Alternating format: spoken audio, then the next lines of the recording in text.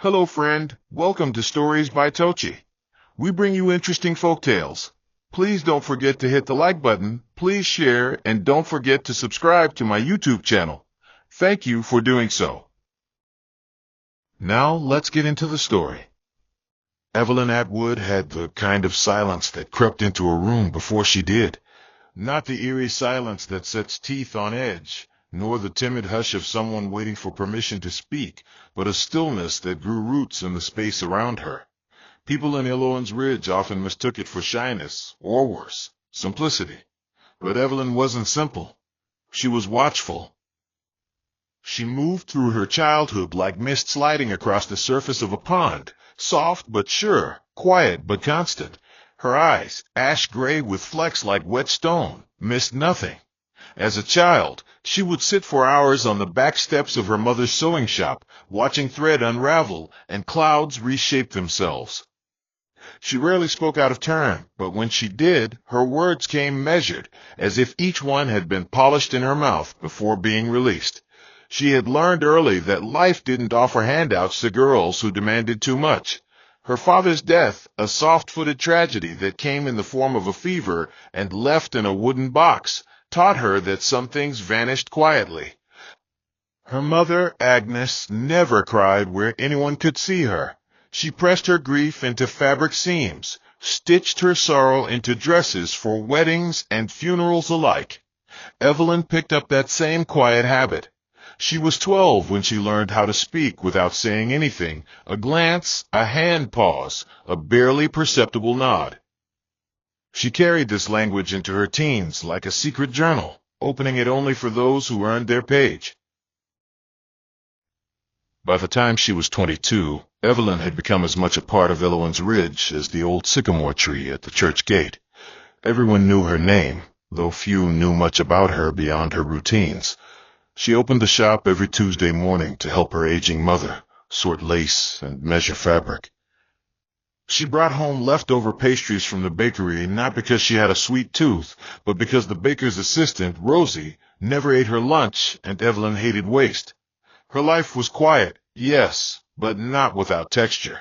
She found beauty in small, sturdy things, a teacup that didn't chip, a cat that waited on the porch even in the rain, a poem scribbled in pencil on brown wrapping paper.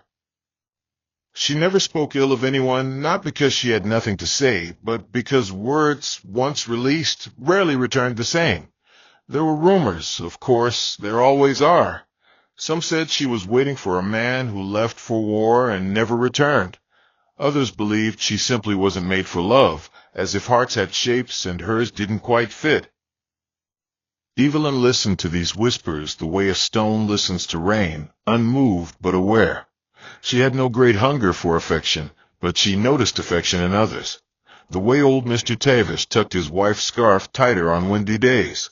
The way Mrs. Beach folded her husband's newspaper so he'd see the crossword first. Small things. Honest things. She noticed, even if no one noticed her. Patrick Atwood arrived in Eloan's Ridge like a match tossed into dry grass, quick to catch attention, hard to look away from. He came during the Harvest Festival, the 1 week each year when the village threw off its quiet clothes and dressed in laughter, cider, and song. He wasn't from there, that much was obvious. His boots were too new, his shirt too white, his eyes too used to being met. He said he was visiting his uncle who ran the grain mill. He said it like a man who'd never had to prove anything. He laughed loud and often, danced with the butcher's daughter, the florist's niece, even the widow who ran the tavern. But when he spotted Evelyn sitting on the bench near the pie stall, thumbing through an old second-hand book with dog-eared pages, he stopped. Not because she was the prettiest, though her features held a strange symmetry, like winter branches traced against the sky, but because she didn't look up. Everyone else had. She hadn't. That made her interesting. He approached with the slow confidence of someone used to being received, and she met him with the unreadable expression of someone who's seen a mirror too many times to be impressed. They spoke, first about the weather, then about the book in her lap, and finally about nothing at all. He liked the way her voice came in low tones, like wind rustling through wheat. She liked nothing about him, Not immediately, but she didn't say no when he asked to walk her home. Some doors creak open not because they're meant to, but because someone leans just right. Their courtship, if it could be called that, was like a play acted by two people reading different scripts. He brought her flowers with petals already browning at the edges. She thanked him and placed them in old jars with chipped rims. He told her stories of the city, of lights that never slept and women who did, and she listened with the quiet interest of someone reading a fable. He kissed her hand after dinner, and she let him, not because her heart leapt, but because it didn't. And sometimes silence is easier to accept than confusion. The town watched, mildly intrigued. They weren't the kind of couple that inspired envy or poetry, but they looked right standing next to each other. Like matching salt and pepper shakers, not exciting, but suitable. When he proposed in late autumn, under the sycamore tree by the church, Evelyn said yes, not because her chest filled with butterflies, but because she didn't feel anything at all, and in that moment, that emptiness felt safer than any flutter. The wedding was simple. Modest guests, modest food. She wore her mother's lace gown, and he smiled for the camera like a man who'd gotten what he came for. Evelyn smiled too, but her smile was different, not joyful, not nervous, just measured, like a woman who had learned the hard way that even promises can break like thin glass. The house they moved into after their wedding stood on the southern end of Elowen's Ridge, tucked behind a short thicket of alder trees, and painted the color of old eggshells. It had 2 bedrooms, a narrow kitchen, and windows that creaked when the wind changed direction. Evelyn took to it the way moss takes to stone, quietly, gradually, filling in all the edges. She unpacked her books first, lining them along a crooked shelf Patrick had promised to fix, but never did. She placed her mother's worn teapot at the center of the dining table, even though Patrick preferred coffee. Their wedding gifts remained boxed for weeks, pushed into corners where they could be forgotten without guilt. The air inside the house felt polite, like two strangers sharing the same bench at a station, exchanging brief nods, but little more. Patrick came and went with the rhythm of work. Early mornings, long days, shoulders dusted with flour and grain from the mill. He spoke more to their neighbor's dog than he did to Evelyn. She noticed, but she didn't flinch. Instead, she learned to translate silence into routine. She swept floors before sunrise, peeled vegetables in the afternoon light, and sat alone in the evenings listening to the faint echo of town bells carried in by the breeze. It wasn't a sad life.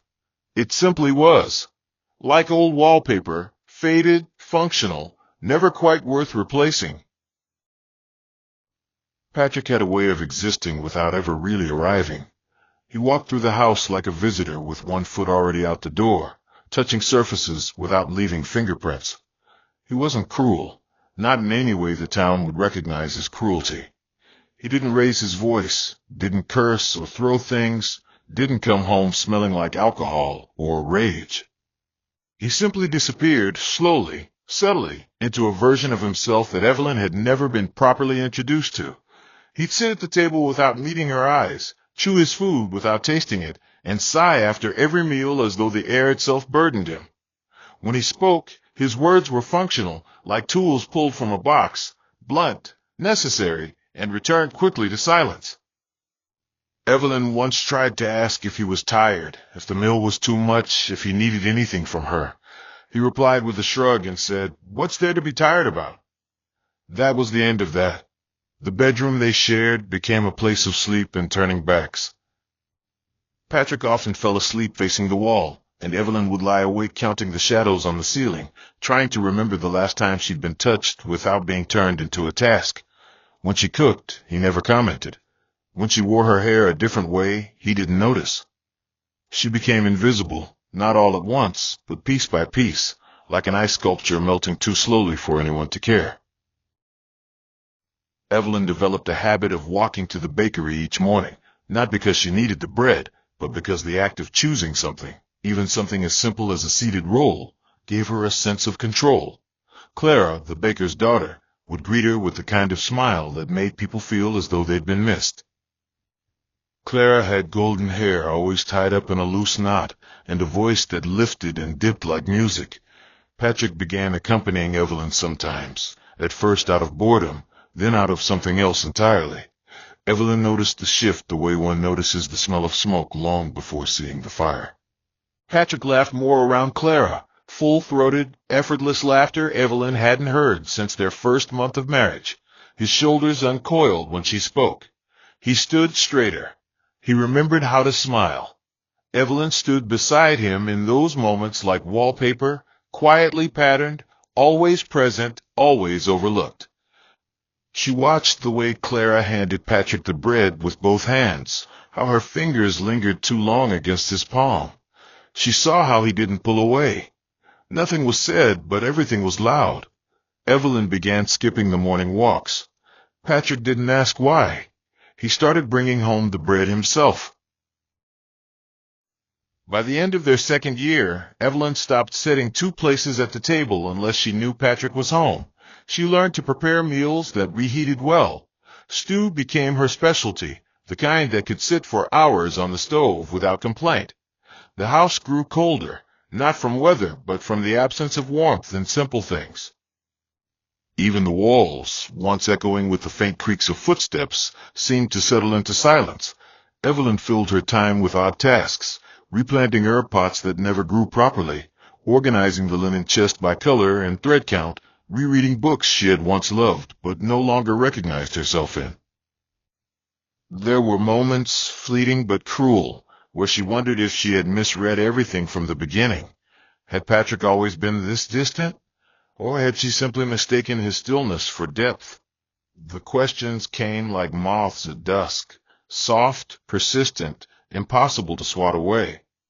One afternoon, she found a red hairband tucked between the couch cushions. She didn't own a red hairband. She stared at it for 10 minutes before picking it up and placing it in a small drawer she rarely opened. She didn't confront him. She didn't ask. Some truths arrive without needing invitation. She stopped waiting for the words, the apologies, the explanations. Instead, she began listening to the silence in a different way, not as absence, but as information. And what it told her was simple. She was not living in a marriage. She was living in a house where love used to be. The day of their 8th anniversary arrived without fuss. No bright sky or heavy rain, just a neutral kind of weather that mirrored the marriage it marked. Neither harsh nor beautiful, just there. The calendar on the wall, still turned to the wrong month, bore no reminders, but Evelyn had been counting quietly, not out of excitement.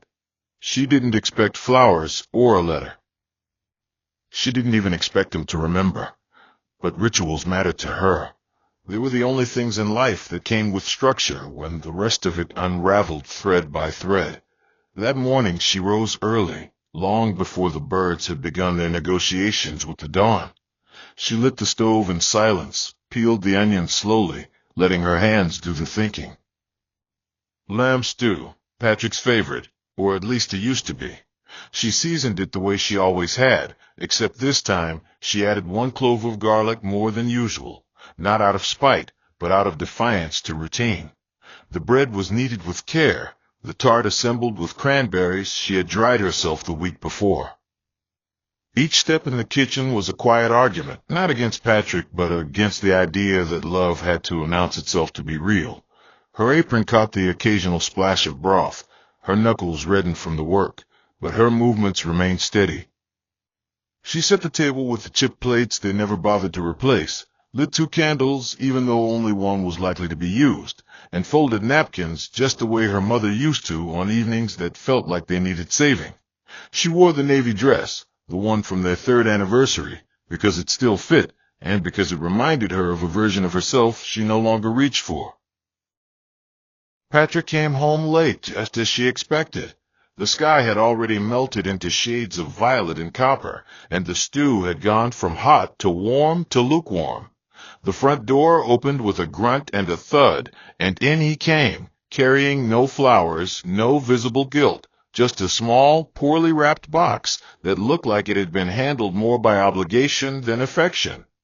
His eyes swept the room with the dull expression of someone scanning for something they forgot, and when they landed on her, they didn't light up.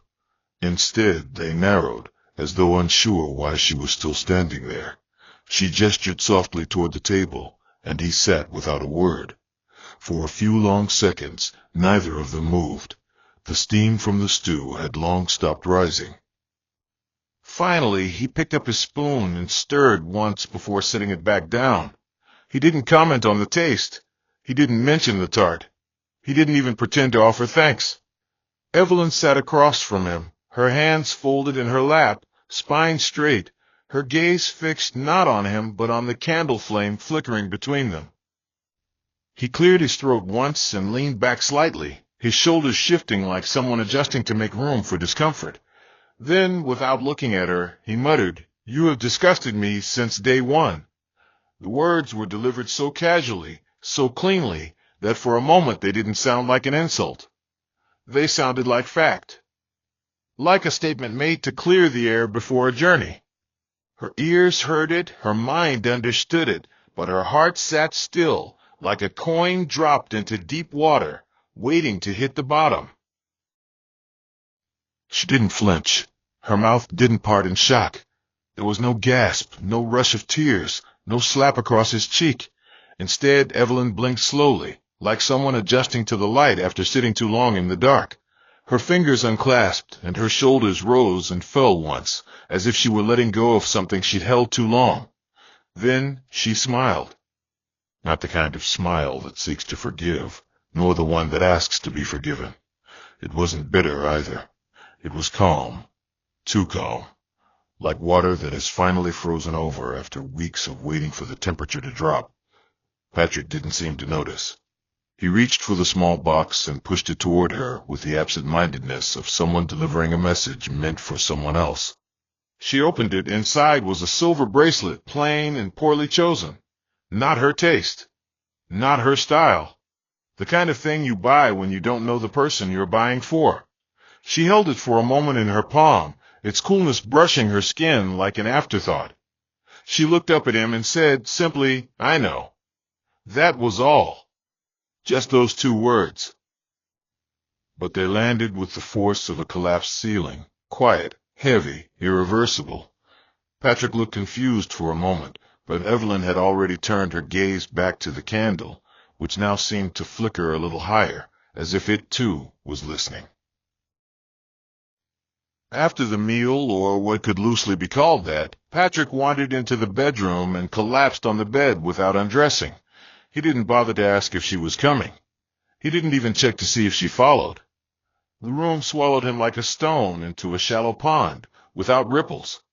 Evelyn stood at the doorway for a brief moment, not out of hesitation, but reflection. The weight of 8 years hung around her like a wet coat. She walked past the bedroom and climbed the stairs to the attic, a place she rarely visited but never forgot. The air up there was dry, lined with the dust of years and the smell of old wood. She opened the small chest tucked under the window. Inside it, tied with a faded blue ribbon, were 10 folded letters. They weren't hers. They were Clara's. She had found them 2 years ago when Patrick forgot to lock the drawer in his study, and she had read each one slowly, like decoding an ancient script. The words were foolish, lovesick, breathless, the kind of letters written by someone too sure of what didn't belong to them. Evelyn didn't confront him then. She didn't ask questions or scream accusations. She simply began to collect. Not out of revenge, not yet, but to document, to know. And alongside those letters she had kept a notebook of her own, bound in soft leather, pages filled with neat, small handwriting. A ledger, she called it. Not of sins, but of truths. Dates, observations, fragments of overheard sentences, inconsistencies, missing time, all recorded, all witnessed. It wasn't obsession, it was clarity. Because sometimes, when love goes missing, truth is the only thing that keeps a woman upright.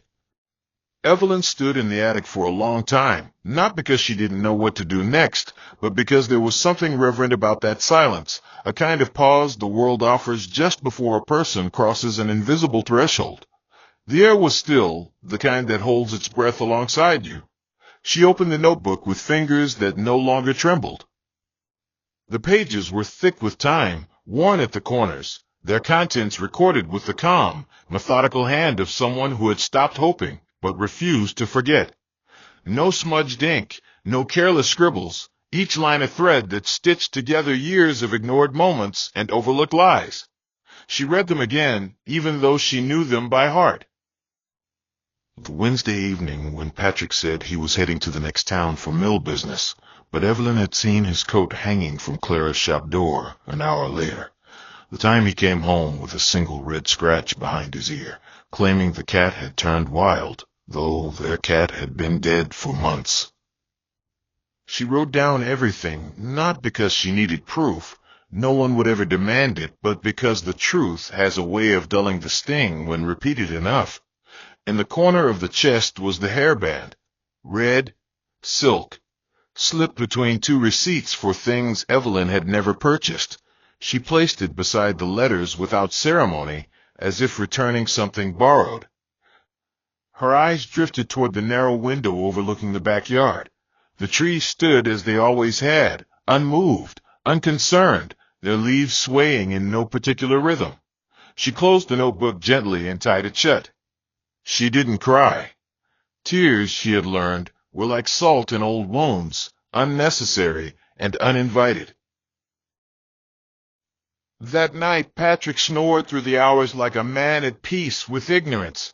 Evelyn, lying beside him in the dark, stared at the ceiling with her eyes open wide, not afraid, but alert, the way animals lie still when they hear something the world doesn't. His breath was steady, rising and falling like the tide, unaware of the storm swelling beside him. She listened not to him, but to herself, to the quiet voice inside her that had grown louder each day since their anniversary. It didn't tell her to leave, not yet, but it no longer begged her to stay. The next morning, she woke before him and moved through the house in silence. She packed no bags. She didn't touch her clothes. Instead, she gathered small things, the ledger, the letters, the bracelet, and the red hairband, and placed them in a brown paper envelope. She wrapped a thin ribbon around it and sealed it with wax from one of the old anniversary candles. Not out of sentiment, but symbolism. Some acts don't require witnesses to matter. She walked to the bakery shore door opening, while Clara was still unlocking the front doors. The street was empty except for a milk cart and a barking dog somewhere out of sight. Clara's eyes lit up in that too familiar way when she saw Evelyn approach, as though friendliness could blot out guilt. Evelyn handed her the envelope wordlessly. Clara blinked, confused, and glanced down at it. Evelyn gave no smile, no warning, no emotion at all. Her face was a calm lake, reflective but impenetrable. Then she turned and walked away, her footsteps quiet but deliberate, never once looking back. She didn't need to see the look on Clara's face. She had imagined it enough times to know it by heart. She didn't rush home. She stopped by the market, bought herself a pear, and ate it in full view of a bench where she and Patrick once sat during their second spring together, back when he still pretended. When Patrick returned that evening, the house looked untouched. The table was cleared, the floor swept, the curtains drawn exactly the way Evelyn always left them just before dusk. The only thing out of place was a folded note beside his dinner plate. His name written in her careful, slanting hand, the kind that never rushed, even when her heart did. He opened it like someone checking for damage, half expecting rage, half hoping for mercy. But the words inside were neither. They were simple, spare, and sharp. I cooked. I cleaned. I waited. I watched. You were never kind. You were never honest. I was both. You never saw me. But I saw everything. The last line was written more slowly, the ink slightly heavier, as though her pen had paused there before continuing. Goodbye doesn't always come with luggage. Sometimes it comes with silence. That was it. No accusations, no dramatic declarations, no begging. Just the truth, handed over without wrapping paper. Patrick sat at the table for a long time, the stew growing cold in front of him, untouched. He didn't call out for her, didn't storm the streets in search. He just sat, hunched slightly, the note between his fingers, the silence in the room so loud it seemed to ring. Evelyn didn't leave the town. She wasn't fleeing. There was no shame to outrun, no new man to run to. She simply stepped out of the life she had been confined to and began to walk in a different direction, one that didn't require approval or understanding. She moved into the upstairs room of a widow she once mended dresses for, paid her rent in advance. Didn't mention Patrick, and no one asked. The town, for all its closeness, understood certain absences without explanation. She filled her days with small work, mending, stitching, binding things back together, though none of them were her own life anymore. There was a new lightness in her steps, not because she was happy. Happiness was too thin a word, but because she was no longer dragging weight that didn't belong to her. Her voice returned slowly, first in humming tunes while she threaded her needle, then in small conversations with the grocer and the children who ran past her window. The evenings were the hardest at first. The kind of silence that used to make her feel invisible now made her feel visible only to herself. She began journaling again, not about Patrick, but about quiet things. Birds nesting in crooked chimneys, the sound of rain in tin buckets, the strange way her name sounded when no one else said it but her. She never checked if Clara had left town. She didn't need to know. Sometimes the absence of someone says more than any apology ever could, and as the days stretched into weeks, Evelyn found that her heart no longer flinched at the thought of what had been lost. Instead, it sat steady, like stone warmed by the sun, unshaken, whole, and waiting for nothing. The days following Evelyn's departure passed for Patrick without markers. There was no particular event to tell him she was gone, only the strange sense that the house had been emptied of more than objects. The linens were still folded in the cupboard. Her soap still sat by the edge of the sink, worn down to a soft, misshapen oval. But something had vanished that could not be touched. The air in the house had lost its rhythm. Meals no longer appeared at the usual times, and silence no longer offered comfort. It pressed on him now, tight and unyielding, like a shirt one size too small. He had not chased after her, not out of pride, but because he had no idea where to begin. Evelyn had slipped away without leaving a trail. It wasn't that she'd hidden. She'd simply stepped out of his reach like a shadow moving at dusk, indifferent to being followed. He found himself wandering the house without purpose, pausing at doorways, opening drawers as though she might be hiding inside them. He stared at the silver bracelet he had given her, still on the table where she'd left it, and for the first time noticed how cold it looked, how lifeless. He picked it up, then set it back down without knowing why. He opened the note again, read it slower this time. Each sentence seemed to widen as he read, the way a wound does when you try to stitch it too late. Her words were precise, but their weight came from what wasn't written. She had left not because of anger, but because she had exhausted every other emotion. And now all that remained was absence. Clara's bakery closed 2 days after Evelyn delivered the envelope. No notice, no explanation. Just shutters drawn and the smell of unfinished loaves still lingering in the morning air. The villagers whispered, of course. Elowin's Ridge was no stranger to gossip, but it handled scandal like a polite guest, entertained it briefly, then let it fade into silence. Some speculated that Clara had run off with a man from Westmore. Others believed she'd gone to care for a sick aunt no one had ever heard of before. Only a few, the ones who watched rather than spoke, guessed the truth. Patrick didn't go looking for her. He didn't even knock on the bakery door. He simply stared at a closed sign each morning as he passed by, trying to convince himself he didn't feel lighter. But he did. Not because Clara was gone, Her departure brought no relief or regret, but because it forced him to sit with the fact that Evelyn had known everything. The letters had not just exposed his infidelity, they had exposed how little he had understood the woman who sat across from him each night for 8 years. He had believed her quietness meant she wasn't paying attention, that her stillness was a kind of blindness. He hadn't realized it was the silence of someone who saw everything and simply chose not to speak until it served her. There was a cruelty in that kind of patience, but not the kind that wounds. It was the cruelty of truth, slow, waiting, and utterly final. Patrick stopped going to the mill. The workers noticed first, then the suppliers. The gears still turned, but the hands that kept them oiled and running seemed to vanish behind closed doors.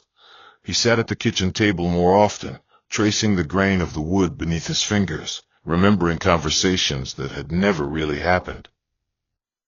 He imagined her voice now, in places it had never filled before, answering back to questions he never asked. He thought of the meals she cooked, the way her back curled over the sink when she peeled vegetables, the way she dried her hands on the same faded towel day after day. These memories arrived like old debts, asking to be paid in full. He wondered how many times she had watched him walk out the door, knowing he was lying, and chose to stay silent. He wondered what it meant that she had never once raised her voice, never thrown a dish, never stormed out into the street. That kind of stillness wasn't born from weakness. It was forged. Not every woman leaves in noise. Some build their exit one small thought at a time, like weaving a basket to carry themselves out of a life they no longer recognize. Patrick didn't cry. Men like him didn't know how. Instead, he stared at his own reflection in the darkened window, unsure if the man looking back was the same one who once said "I do" without understanding what it meant to promise someone a home and then forget they lived in it. Evelyn, meanwhile, had begun to collect new moments. Not large ones, no revelations, no dramatic awakenings, just small affirmations that reminded her she was still here. She began volunteering at the school library, reading to children whose names she couldn't always remember, but whose laughter made her smile in ways she hadn't in years. She stitched pillowcases in the evenings, not because she needed them, but because the repetition was soothing. The rhythm of needle through cloth, thread pulling tight, gave her hands something to believe in while her heart adjusted to the quiet she now owned fully. There were still echoes, of course. Mornings when she woke expecting to hear the kettle boiling or the floor creaking under someone else's weight. But she met those absences with acceptance, not grief. She no longer waited for letters, no longer checked the roads for familiar footsteps. The town noticed her in new ways. They spoke to her more, asked about her work, invited her to sit at gatherings she had once watched from a distance. She didn't say much, but when she did, her voice was clear and steady. She no longer smiled to be polite. She smiled when something truly stirred her, and in that she found a kind of peace that didn't need an audience. She never once returned to the house she had shared with Patrick, not because she feared it, but because she had outgrown it. Some places don't need to be burned to be left behind. Some are simply no longer part of the story. Months drifted by without ceremony. The seasons turned as they always had. The wind carried away the last brittle leaves of autumn, and winter came wearing its usual gray coat. In Eloin's Ridge, time did not announce itself with urgency. It moved like water in a slow stream, steady, patient, changing things in ways only those who looked closely would ever notice. Evelyn had found her own rhythm now, one that no longer required her to anticipate anyone else's footsteps. She woke when the morning light crept across her windowsill, made tea without needing to remember how Patrick took his, and walked into town with no purpose other than to feel the day as it was. She didn't mark the date of her anniversary, didn't measure her progress by how far she'd come from the life she had left. Progress, she had come to believe, wasn't a straight path. It was a series of moments where she chose not to return to something that once made her small. There were still days that felt heavier than others, like afternoons when the air was thick with the smell of burning wood, the kind of scent that brought back long ago winters by the fire, meals eaten in silence, and a man sitting 2 feet away who might as well have been a ghost. But Evelyn had learned not to resist those memories. She let them come, let them stay a while, then let them go. Grief, when it came, no longer arrived like a wave trying to drown her. It came like a passing train, loud, fast, and gone before it could settle. Patrick didn't speak much to anyone these days. He kept to himself more than before, no longer the man who once laughed loudly in public or greeted people with an arm thrown around their shoulders. The town had grown quieter around him too, or maybe he had just stopped listening. The grain mill, now run mostly by hired hands, no longer demanded his constant presence. He visited occasionally, more out of duty than purpose, and returned home to the stillness he had earned, but never prepared for. The walls of the house no longer echoed with movement. The air was stale. He had opened a few windows in the beginning, trying to clear it out, but nothing really left. Everything Evelyn had touched had been scrubbed of scent, but not of memory. The curtains still hung where she had last adjusted them. The pantry still held spices he had no idea how to use. He hadn't thrown away her teacup, though he never drank from it. He kept it on the counter like an apology that couldn't form words. Occasionally, he would catch himself reaching for a second plate, then stop mid-motion and stare at his own hand like it didn't belong to him. At night, he didn't sleep so much as doze, his dreams interrupted by the sound of her voice, not angry, not pleading, just quiet, saying nothing.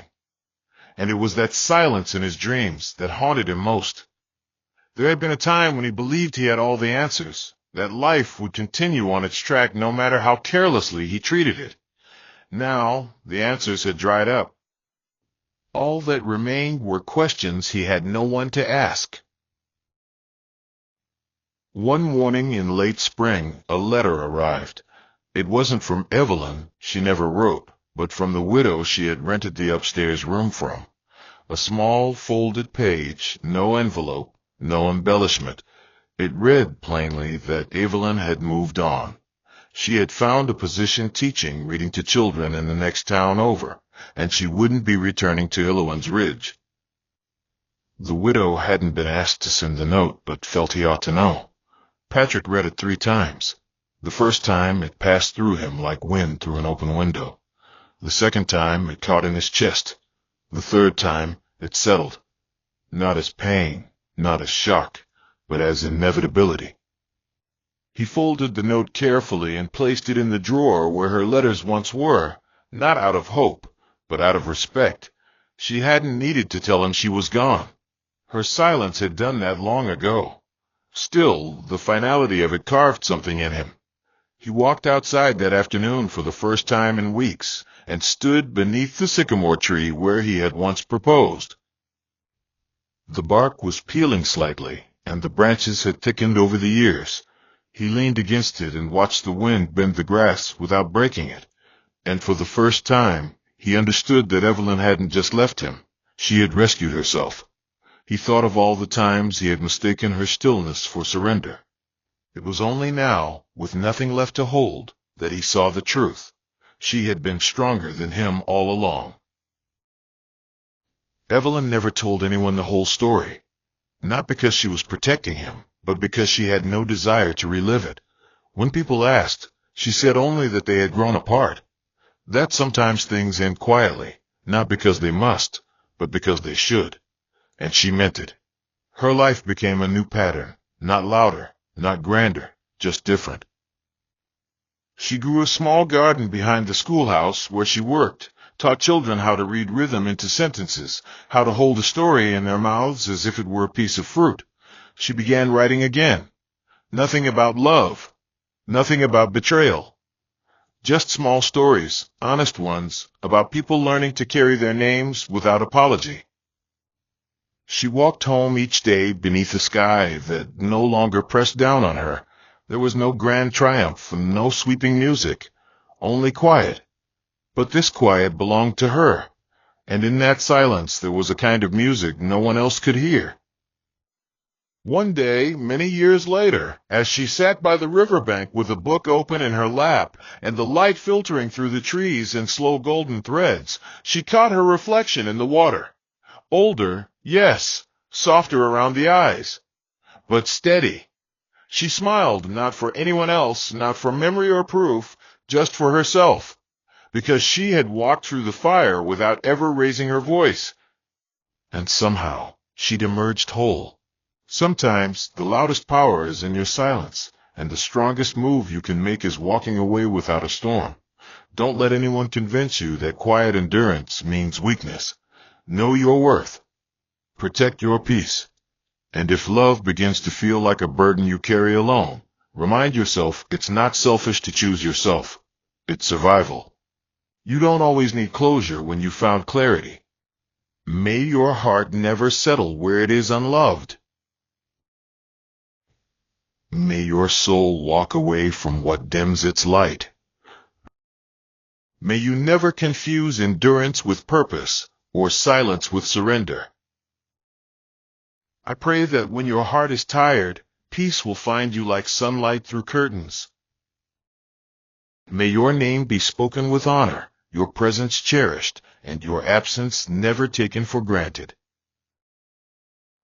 And when you rise, not with noise, but with grace, may every step you take echo with strength.